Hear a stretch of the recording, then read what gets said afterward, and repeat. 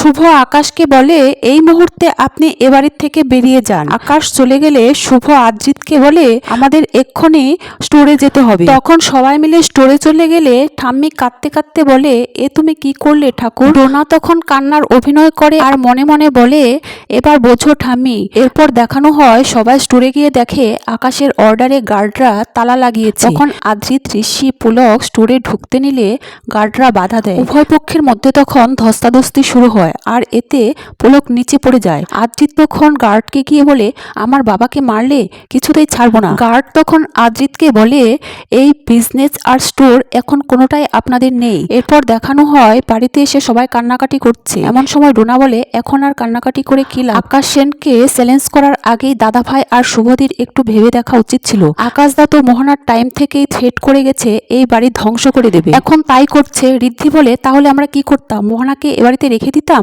ঋদ্ধির ছোট কাকি তখন বলে ডোনা ঠিকই বলেছে, আজ এই অবস্থার জন্য শুভ আর আদি দায়ী। শুভ আর আদির জন্যই আকাশ নামক ওই দুষ্টু গ্রহটি আমাদের ফ্যামিলিকে পথে বসিয়েছে। শুভ তখন মনে মনে ভাবতে থাকে কি করে আমি আমার এই ফ্যামিলিকে রক্ষা করব। ওদিকে দেখায় আকাশ মোহনাকে বলে তুই ওষুধটা খা, দেখবি আজ রাতেই আদ্রিত তোর কাছে চলে আসবে। মোহনা তখন বলে তাই তুই সত্যি বলছিস আদ্রিত আসবে? আমি জানতাম আদ্রিত আসবে।